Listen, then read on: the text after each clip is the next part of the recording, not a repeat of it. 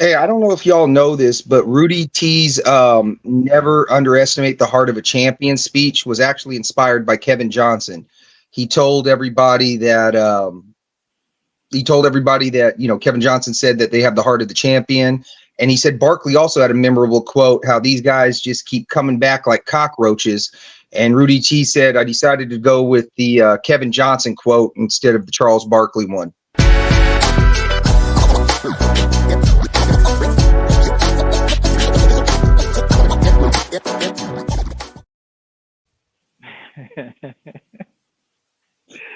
All right, what's up, y'all? It's July 23rd, 2024. Let's get into this day in NBA history real quick.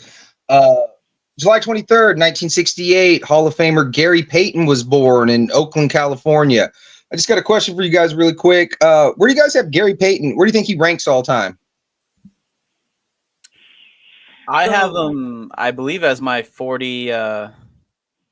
I think I have him as my 42nd greatest player of all time, and I have him as like the 9th greatest point guard of all time. I think above Russell Westbrook for sure. I'll go with that. I'm with that. What about you, Neek? Well, he's in my top 50, I was going to say. And part of the reason he's that low is really because he doesn't really, I don't want to say he doesn't produce offensively, but it's mainly because his focus isn't necessarily offensive. So it's like he's a super great point guard, you feel me? But there's so many players that were more offensively minded that I probably have over him. But as far as in terms of greatness, yeah, he'd be in my top 50, anywhere from like 45 to 49. I'm with it. Well, that was this day in NBA history.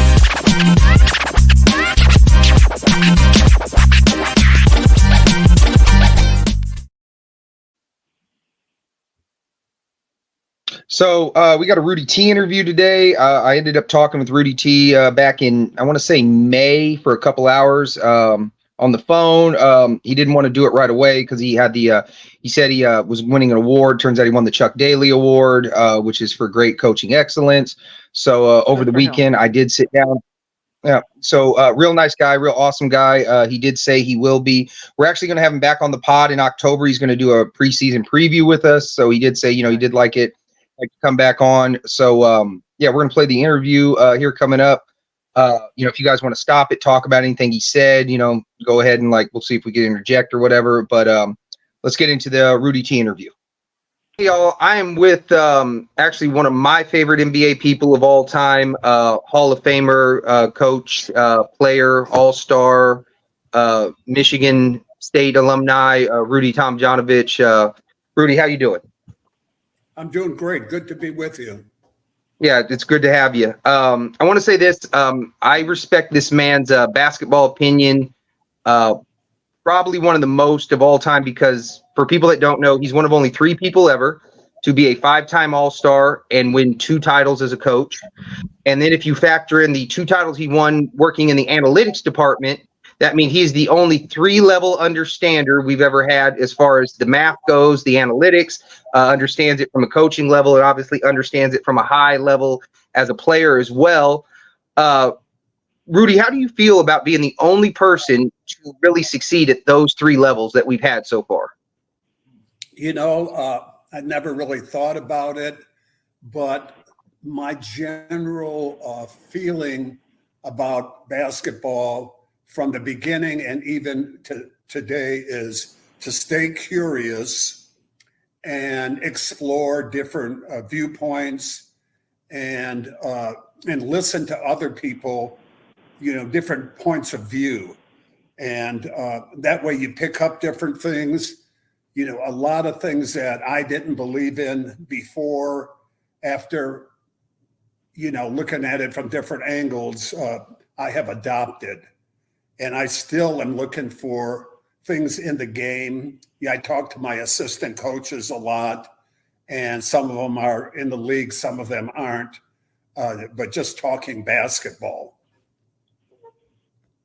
Do you, what are some of the things that you didn't believe, but then once you moved into as you're trying to learn, analytics, coaching, wherever, what were some of the things you didn't believe that you learned now to be true? Well, I always sort of believed in 3-point shots, But, I've talked to some people that say, even take a desperation 3 is better than a desperation 2, and then the corner 3, how valuable it is, a couple percentage points above around the top of the arc. Yeah, I remember on one of our, when I was working with the Lakers, one of the teams we played had a higher percentage in the right corner than layups. They scored at a higher percentage on that corner 3 than they did on layups, which was something really interesting. Now, I don't know how many coaches would just say, never rotate off of that guy, because if there's an open guy on top, most people would say, go ahead and rotate. But I would think, in a situation like that, just stay home on that guy in the corner and don't let him, don't run up and let him throw that next pass to the guy in the corner. Right. What I like too, though, is, with your evolution, you're starting to get recognized. Like, I know you're going in the Croatia Basketball Hall of Fame this year, or I don't know if it's already happened. I know that it was announced. I just don't know. I don't keep up with their Hall of Fame when the ceremony is. And then you just got the Chuck Daly Award. You're actually the second member on this show now to get the second Chuck Daly Award. We had Dick Motta on a while back. Yeah. What's funny is some of the other awards, you had guys like, Bill Fitch, who you worked as an assistant. He's won the award. What was it? Tex Winter won the award, guy you played for. Del Harris. How much did those and other legendary coaches as well? Because you had, who's Michigan's coach? What was his name? Orr, right? Orr and Strack. But I also had Alex Hannum. Yeah, you had Tex Winter. You also had Alex Hannum. You know what I mean? So I kind of wanted to know, how did those guys shape your coaching? Did you steal anything from them? What did you learn from them? Especially now that you're getting the awards for, like the Chuck Daly Award and things like that. And you went to the Hall of Fame recently as a coach a couple of years back. You could call me Rudy SpongeBob, because I sponged up all that stuff. Every one of those guys I got things from. And, I was really a blank canvas when I came in. I was just a guy who played hard. I practiced shooting a lot, and I could jump for a white guy. I could jump and rebound. I did not know a lot of the ins and outs and fundamentals of basketball. I just played hard. And then once I got in the NBA, I started hearing different things that saved my career. The guy who really helped me, he was not a good NBA coach at the time. It was Tex Winter. He came in after Alex Hannum, and Tex had a terminology for every movement on the floor, every pivot, all these different things had a name for them. And it became clear to me, and I got some structure out of the game. I was the kind of guy that just wanted the ball so much. If it was on the left side, I'm running from the right side over to the left side, clogging it up because I wanted that ball. And I learned spacing. And, one of the things that I'm most proud of is that I shot a very good percentage, and I'd say the majority of those shots were from outside. I did get some layups and offensive rebounds, but, I was always around 50% shooting outside shots. And it was because I was getting good shots. Well, what I remember most about your game, and obviously I'm too young to watch you live, but when ESPN Classic and NBA TV would have the old games on, I would just absorb them, because I always wanted to see them. I've always been like a historian in that regard. What I remember most about you is I remember you getting a lot of offense. I remember your jump shot, but running across it. I remember you would run across the lane and you had a hook shot that nobody ever talks about. Your hook shot. You would cross the paint and then you would hook shot and you would bank it in and all that. Where did you develop that hook shot? Because I think you have I think you have one of the most underrated hook shots in the history of the game. Yeah, very, very observant, because that's something I added late in my career. Now, I did have a little bit of a running hook that I would use, but when we got Moses Malone, our coaches, Dal Harris and then Carol Dawson, he was an assistant for Dal, and then he was an assistant for me, worked on the jump hook. And so when we would break up big men and little men, I would be with the big guys and working on that jump hook. And my high point in that area is I got 11 jump hooks in the paint at Portland against Maurice Lucas, and it wasn't they weren't power plays, but I would flash in there, get them on my side and just flip it over our heads. And, probably the most excited I'd ever been about scoring in the paint. And I picked that up late in my career. Yeah, I think players nowadays, they really need to study the way you would set a screen, you would fake a pick, you would flash across the lane, and then go straight into your jump. Like, from what I remember, and I haven't seen these games in years, it just seemed like you never missed every time you did that. So I think that's a very underrated part of your game. I don't think people talk about it enough. And I think when we ever talk about hook shots, I always bring up your name in that regard. But I want to rewind it back a little bit to the beginning. Talk about you growing up in a small town. You were a baseball all-star. What position did you play? And I know that you didn't love the game. Do you think that was because I don't know the reason, and you really loved basketball? And especially with your parents growing up now, are your parents from Croatia originally? Because I know they didn't get out elementary school. One made it to the 2nd grade, one made it to the 6th. That's right. No, they were born in the United States. Okay. Their parents were from Croatia. Okay, and so your they grandparents. met each other. Yeah. So Hamtramck is really an inner city place. It's in the middle of Detroit, smack dab in the middle. And it is only 1 square mile. And we were blessed. We had a park on the other side. I was on the north end. On the south end of the city was a park. And there we had the Little League program. And they also had tennis courts there. And we were blessed to have great people working with the kids.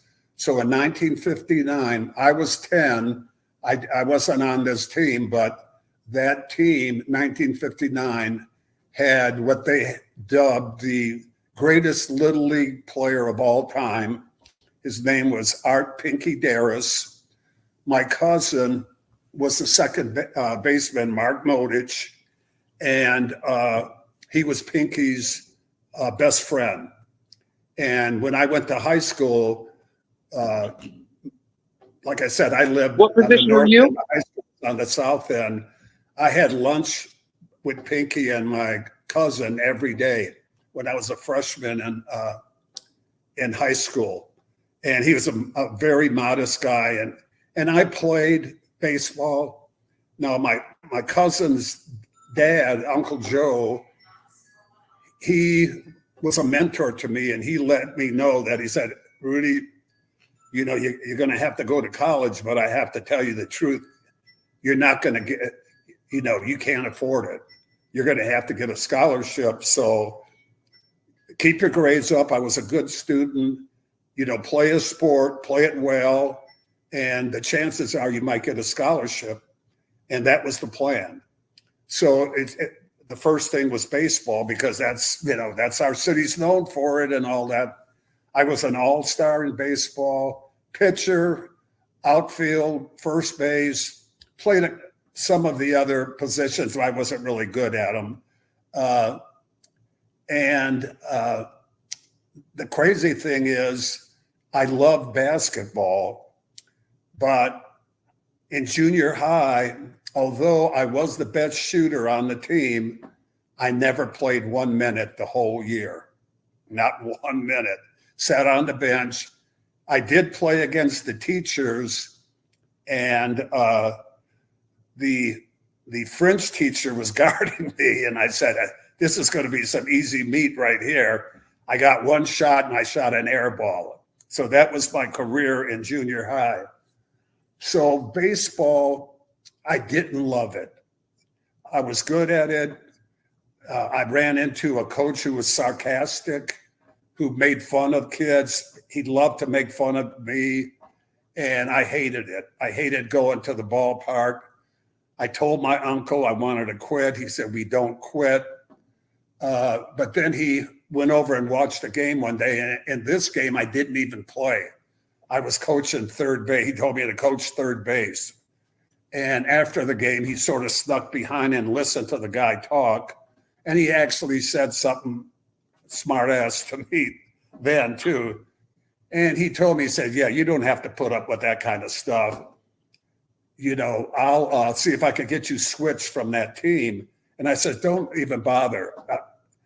You know, I just don't love baseball. He says, well, what about our plan? I said, I'm going to play basketball. He says, are you kidding me? You sit on the bench and you play baseball, you're an all-star. But I just loved it. And once he said, well, okay. And I took off from his house, ran a mile, and went to the courts. The courts were a playground at our junior high. And it was just by luck that the great players in the city found it, because it had baskets that were recessed, that went back, you know, L-shaped or seven-shaped, where you just didn't have a straight pole where you get killed going in for layups. So I started in the minor league there, you know, playing with average players. Once in a while, they'd say, we need a guy from your things to fill in here. And I remember when I got to play on the big court, after that game, I just sat there. And it was like me going to Madison Square Garden, because I played on that number one court. And I got better and better. At the age of 15, I was playing against college All-Americans. Mel Daniels was there. I played against Pistons. And that's a big, big thrill. And I just got better and better. I wanted to talk about your high school career, because you played with John Brisker. And, you know, how did you guys do in high school and all that? Because, I mean, we got one ABA All-Star. We got another, you know, NBA guy. I would think you guys killed, and nobody's seen him in 40 years, you know, and we don't even know what happened to him. But how did John, you know, as a high school, how'd your guys' team do? Yeah, we were number 2 in the state rated, and we got upset by a team from Pontiac, I believe. It might have been Flint or Pontiac, maybe Pontiac Northern. And we were a team that overpowered people. We were a running team. We had a guy on the team who wound up playing for the Tigers, Isaiah Blessed. But John was a hell of a player. He was like a power forward in high school. Husky, driver, mean and tough. There was a player who played for River Rouge High School. River Rouge was the Boston Celtics of Michigan basketball. However, with an asterisk, they always played Class B. That was the second tier. They weren't, you know, the legend was they would kick kids out of school right before they had the census. And they stayed in Class B, even though we were Class A. So they won that division easily. But they had a guy named Willie Betts, who was a big man. And I laugh at it now. because we thought he was a giant. He was 6'5", 6'6" at the most. You know, How tall were you at the time? I was sprouting up. I was on my way to 6'7", 6'6" to 6'7", finally 6'8" by the time I got to the pros. Right. Skinny as hell.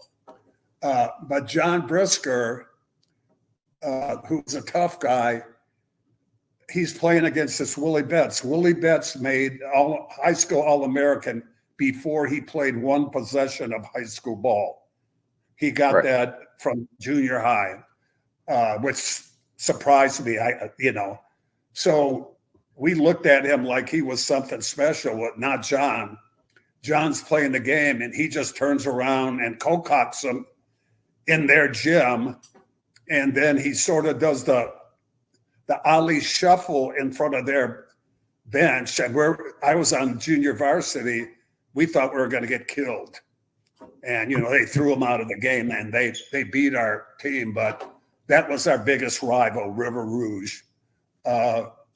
So his brother, who was a year older, was a hell of a player too. And I think he was a high school All-American, Ralph Brisker, who played at University of Detroit. Right. So what was interesting, we had these All-Americans, and we got upset early. After I graduated, some of those guys that were the role players on that team actually did better than us, went farther in the tournament, but didn't win the big one, Then you go on to Michigan. Did you always know you were staying close to home, or were there other schools that you considered? Yeah, it was going to be, there were really four schools. University of Detroit, where Dave DeBuscher, who was a hero of mine, had played, and Ralph Brisker played there. Michigan State, Toledo, where John Brisker wound up going, and those guys would pick, whenever they had a game in the vicinity, they'd come and pick me up to go watch the game. And Michigan. And I was a big Cassie Russell fan, but really Oliver Darden was their power forward, and he could tip dunk the ball, and he would get tip dunks. I love that move. I picked that up, and that was one of my favorite things to do. So it was a hard decision, but I thought Michigan was the best place for me. And I like how you love. I was going to say, I like how you love Cassie, and you guys are one of only 2 out of the 5 players that have their numbers honored at Michigan. Yeah, they've changed that. They've got more guys in there now. Oh, do they? They've got, because I know for a while it was you, Rice, Cassie, and Phil Hubbard, and then what was the other guy? Bill Bunting. I think that was the 5 that I knew of. And all that. Let's talk about your time at Michigan. What I like about you, and it works in your NBA career, although you came in blazing with Michigan, not so much in the NBA, but you were 20-14 the first year, 26-15 the second year, 30-16 by the third year, and you were a 1970 All-American. What were you doing to make those steps to just keep jumping higher and higher and higher? I was a greedy son of a gun, man. I wanted that ball, and I wanted to score, and I loved, I could shoot the ball. I could shoot from outside, but something happened there. I was either a long shot or under the basket, getting a rebound, putting it back in. Once in a while, a drive, but not many. I had a flat shot, and I had a activity class. I was a PE major, so you have all these different sports that you take activity things. So the basketball activity teacher was our assistant coach, Fred Snowden, who was a big-time coach in Detroit, coached at Northwestern, where John Mayberry played. John Mayberry was an all-star baseball player, but he was like the second best player in that league next to Spencer Haywood. And anyway, Coach Snowden told me, why don't you use the bank shot? When you're 15 feet over here on this angle. And I did that in a week. I tied the school scoring record, 48 points. I was as surprised as everybody else because January 7th, 1969 versus Indiana. Yeah, that's right. And I just started shooting them, and it was so easy. Those were areas that I didn't even think about shooting. Now, all of a sudden, I just get it and spin it real hard and hit a spot. And, man, it just opened up my game. So I really credit Freddie Snowden for that.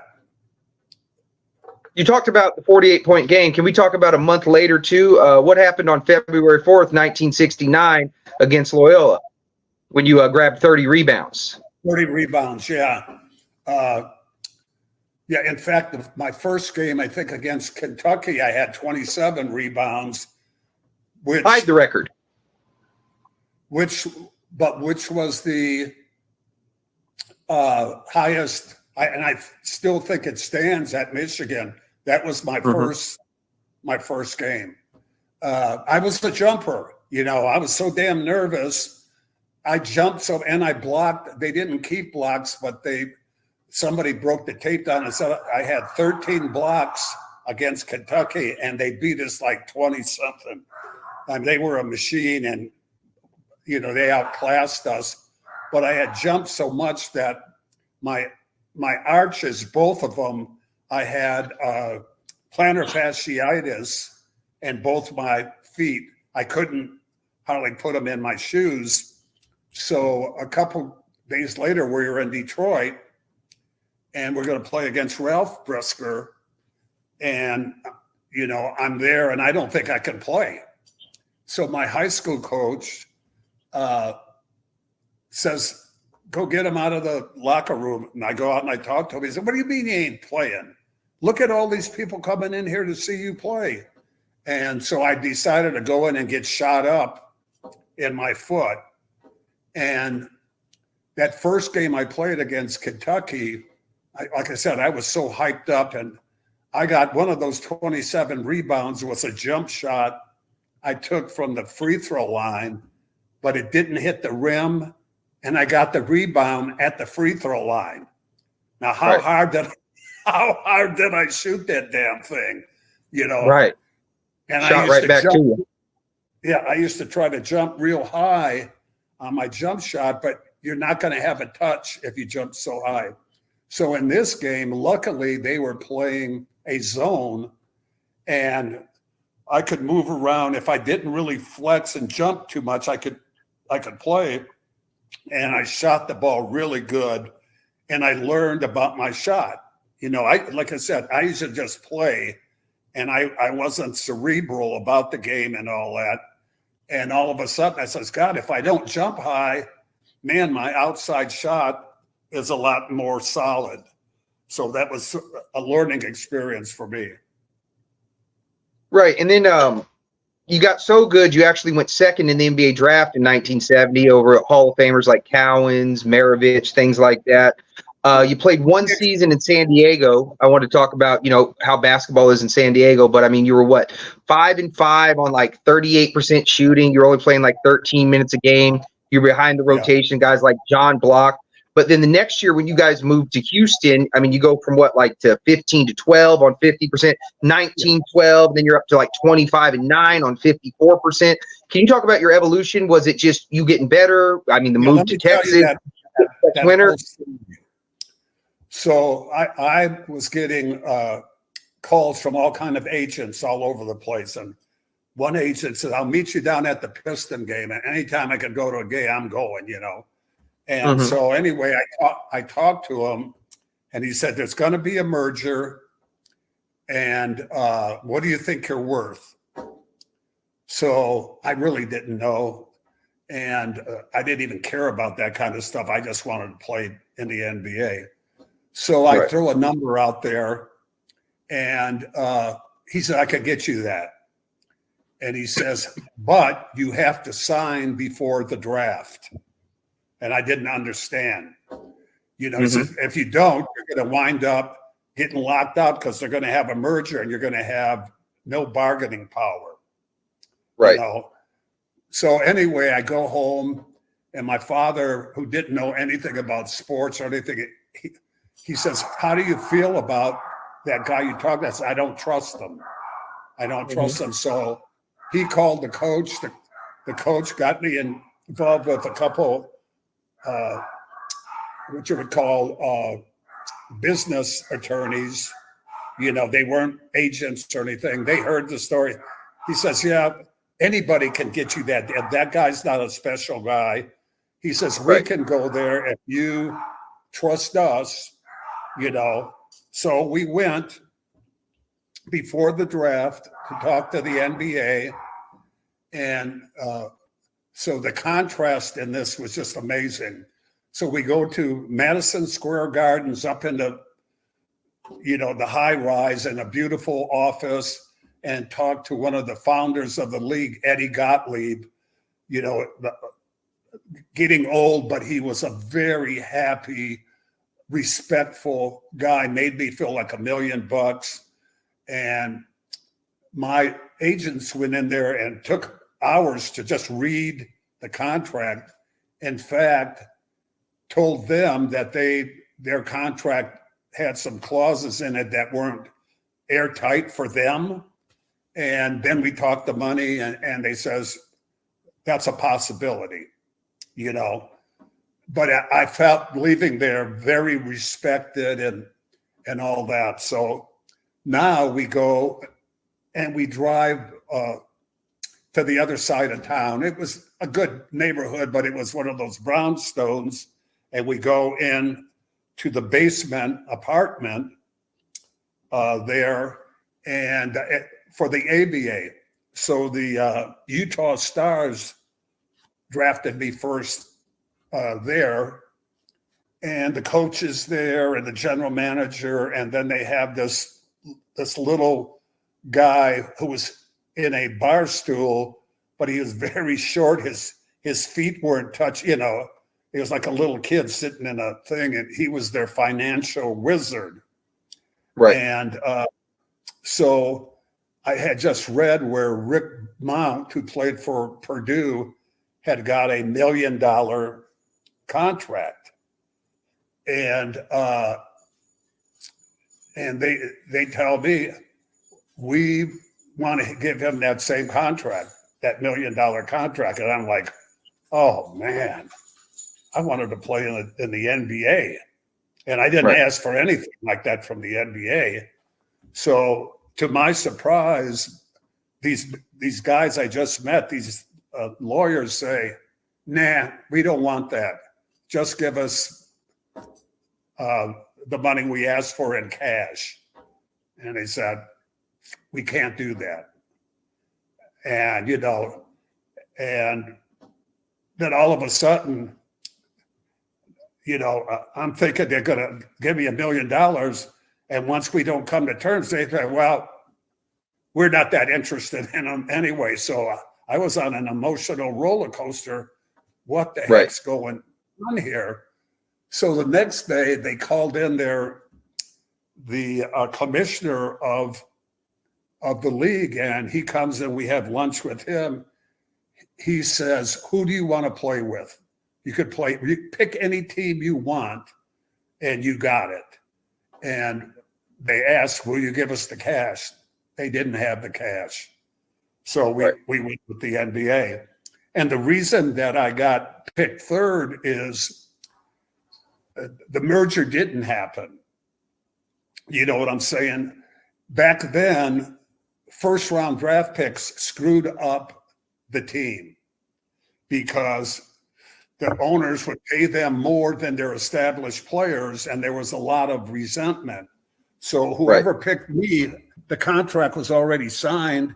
They just picked me, and I'm their guy. No hassle, no holdout.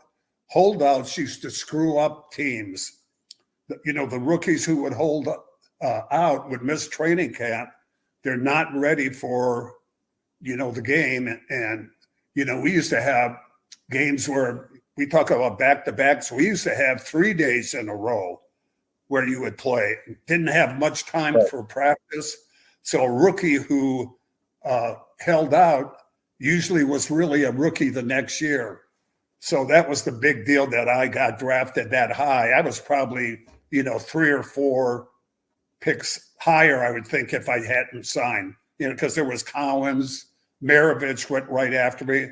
And, when Maravich got drafted, he had basically an all-black team, and now they give him way more money than these guys who had worked a long time to get their salaries up, and he's making more than them, so it screwed up that team, Right. So that was the climate that happened in.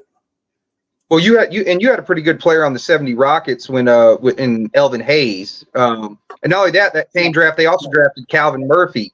I want to talk about this because I was going to say this because me and you, we talked on the phone, a few months back for a couple hours and all that. And I told you I'm obsessive compulsive with stats, and I did a deep dive. I want to talk about the 75 playoffs. I think you're definitely the only person I've ever discovered, and I'm not saying I've gone through every single game, but it took you guys a while to get to the playoffs. About 5 years. So 75 is your first playoffs. You guys are playing the Knicks, if I remember correctly, and then you guys end up losing to the Celtics. But your first game, your very first playoff game, because you always talked about how you were pretty efficient, you shot 15%. After that game, you shot 63%, then 80%, then 59, then 55, then 60, then 50, then 64. You had 25 points in 5 games, 20 in all but one, and that's where you dropped 19. Talk about that crazy efficiency run, especially in the 70s when people weren't doing spacing and all that. How did you manage to score that efficient against playoff defense against teams like the Knicks and Celtics, who were championship teams in the 70s? Well, I was playing the power forward position, and I wasn't overly big bodied, but they couldn't. You were listed at 210, right? Huh? You were listed at 210, right? 210, you weighed 218. 218, okay. But I lost so much weight. I was around 206, and my pants were falling off of me and everything. But yeah, the outside shot that those guys couldn't come out there. But then I had a habit of getting a running start when the other guys were going to shoot. And I was always around the basket for tip-ins. And I was a really good offensive rebounder at that time. And we had, Alvin, he wanted to shoot it. Calvin wanted to shoot it. And we actually had Stu Lance, who wound up being the color for the Lakers for many years. He was a hell of a good player at that time. He was like a 20-point two guard and had a good game. So they were the main guys. And my offensive rebounding, plus, getting some outside shots, got me in the lineup. And I just didn't think any of those guys could stay with me. And if they put a smaller guy on me, I had a back end bank shot that I could shoot, so I could post up the smaller, quicker guys who could guard me. Your point total and your field goal percentage proves that they couldn't stay with you either. So the numbers back up your claim. Let's move forward a little bit. I want to ask you this. You made 5 all-star teams. If it wasn't for the punch, do you think you make more all-star teams? Your career is longer. Do you think you make the Hall of Fame? I don't know. I don't know, but that last all-star game, I really didn't want to go because I got voted in by the fans. And I felt it was a sympathy vote. I wasn't really that happy with that year. It was respectable, but I felt that I didn't deserve to be voted in. But, and I told the reporters that, And they says, listen, they were going to put you in anyway. You're not taking anybody's spot. You know, you would have made it anyway, because the coaches have always put me in there. So I felt a little bit better about that, but I was still wearing sort of protective mask that was pretty primitive. It wasn't the clear one that. For people that don't know, you can Google it. Yeah. And that was my best All-Star game. And it was played in Detroit, you know, back by Hometown. my hometown. And I was playing with Dr. J, and he made some great passes to me. I think I made one of those running hooks and made a couple outside shots. So really excited about that game. That was the game Mata coached, right? Mata was your guys' coach? I think so, yeah. Yeah, that was the game Mata coach. Yeah, we talked about it before. Let's talk about the very end of your playing career, that 81 run, only team ever to be under 500 and make the finals. Can we talk a little bit about that run? You guys beat the defending champs. You guys held Larry Bird to his worst shooting percentage. Can we talk a little bit about that run and what happened there and how you guys all clicked? Yeah. Well, I got hurt that year. I had a damn nagging calf muscle, kept going out. And I wound up, and we weren't having a real good year, but, you know, we won some games at the end and wound up making the playoffs, I think on the second to the last game. And I was in and out of the lineup. So Dale Harris was a coach, and he was going to go with he called it the Water Buffalo lineup with Billy Pulse and Moses, two big guys. And then he went with the high school guy, Bill Willoughby. And I thought, you know, I get healthy, I'm going to be in there. I could play with any of those guys. Well, he saw me working and all that, and he just told me, don't get your hopes up. I'm going to go with these guys, which really hurt. Now here, finally, all these years now, we finally get to, you know, go in there. But, you know, I respected him for it. He told me that.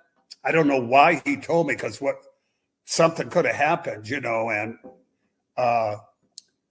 but I learned that, you know, if you have an idea and a plan and you sort of stick to it, it can work, even though I was, you know, a loser in that deal. So yeah, it was a good lesson to be learned, you know. And I believe I retired right after that. I had 2 years left. I figured they were going to stick with that because they had success, that we were going to have to move. I was blessed that I stayed with one team for so long. And it was exactly what I needed. I like to be pushed like that. And I had no doubt that I would have come back strong. But I looked at my kids, and you know, I had 2 more years left on my contract. And I just said, I'm going to see if we could do a deal that I would give them 1 year back and take another one without playing, and see if they would go for that. And they did. And so sort of bought me out, and didn't know what was going to happen.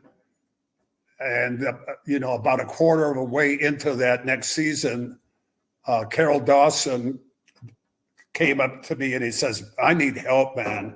We're going to ask the general manager if we could hire you to be a scout. Would you do that? I said, shit, I'd love to do that. And that started my basketball, you know, getting into that side of the game.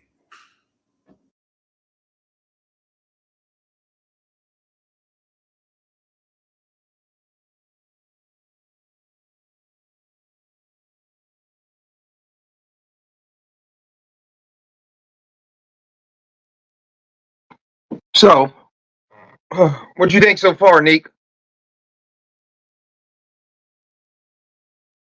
Can't hear you.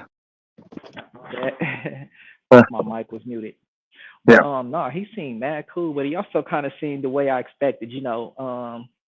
Once they get up in age, they retired and everything like that, and they just get to reflecting on everything. It always just seems like they have a good time recalling things. I didn't realize he was that dope of a shooter though, because my memory of him is as a coach. You feel me? My memories are of Same as coach. me. You feel me? My memories are of Coach T. So it's like, dang, I didn't know that when he was on the court, he was putting in buckets like that. Even if he wasn't scoring a lot, the efficiency though, like Well, you didn't know he was 60%, 25 and 9 with no 25 and three-pointers. 9. Yeah, like, and then to be talking like Hall of Fame and stuff like that, and to be out, it's like that's interesting to me. Mm-hmm. That's definitely, as far as career wise, that will definitely be a Hall of Fame career. Yeah, no, I mean, he just kept getting better and better. Like I said, his progression, 5 and 5, 15, 14 and 12, 15 and 19, 25 and 9, and then he also did that in college as well, where he kept improving. I don't know if the punch stopped his career, kept him going. I don't know, but I mean, he probably makes another All-Star game in what was that 78 when the punch happened in December of 77. So he probably makes that. So now he's probably like a 7-time All-Star. He's probably got another, because he only played like 23 games that season, so that's another 59 games at an elite level. I don't know if the next year that stopped him or whatever. Like he said, he doesn't know, but I think there's definitely an argument where he could be Hall of Fame, and that's why, I said at the beginning, I really respect his opinion a lot, more so than a lot of players, because he won. He was a 5-time All-Star, showed that he excelled and understand the game as a player. He won two titles as a coach, showed he understood the game from a coaching perspective. Then he moves in, and we talk about this later in the interview, which we'll be playing next week, part 2. Where he goes into the analytics department for the Lakers, and he wins 2 titles there. And he's the only person ever that, we're talking all-star, excels as a player, excels as a coach, and excels as an in the analytics department. So he's like, we talk about triple level scores, 3 level scores. Rudy's got 3 levels of understanding in the basketball realm where he's really good. And then even with the college thing, like to be dope in college, because not everybody translates like that. Like not everybody is dope in college and then go to the NBA and is still good. You feel me? We've seen players who dope in college get to the NBA, not so much. Not to call anybody out, but like off the top of my head, a player like JJ Redick comes to mind. So it's like it's to go with what you were saying as far as the levels of understanding. It's like he knows how to talk to you when you're first coming in. He knows how to talk to you as far as a player that's already been in the league and what it's like once you're already in the league. And he can teach. He can tell you how to and what the things you need to do to improve on your game. Then from a coach, he's able to show that, hey, I'm a successful coach. It's not just I can teach you the game. No, I can actually show you how to win. You feel me? Not just sit here and just coach you for many, many seasons. No, my team wins as well. So it's like, yeah, and then the analytics. So yeah, I just add that college career with that, just based on he's got multiple levels of understanding of the game, multiple levels of knowledge that he can put out there to people. So that's dope to me. And he did say too, I don't think I have it in an interview, but he did say too, that, he thinks you got to go with the analytics over the eye test. He said, because the numbers don't lie and things like that. And it just kind of is what it is. Not to say the eye test, but, if the eye test shows you this guy's dope and the numbers don't back it up, then the eye test is wrong in that regard, which is what I try to explain to people. I'm not saying the eye test ain't, doesn't matter, but if there's no production behind it, then what are your eyes telling you?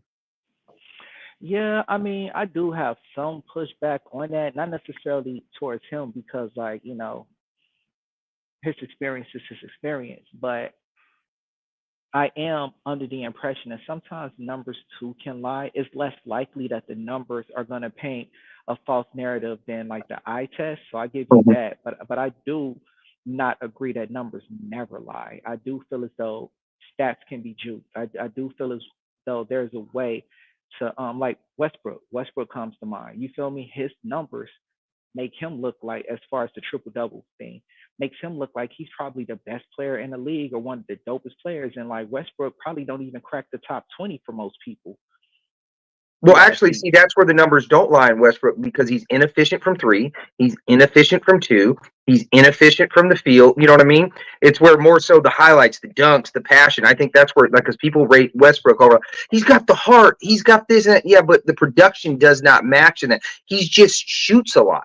You know what I mean? And then you know what I mean? It's just what's the word I'm looking for? I don't even know how to say this, but yeah, it's the inefficiency. So the numbers don't lie. Like the raw numbers of 31, 11, and 11 looks great. But then when you look at the whole picture of the numbers, you know, the blocks are low, the offensive rebounds are low, especially for as many shots as he misses and all that.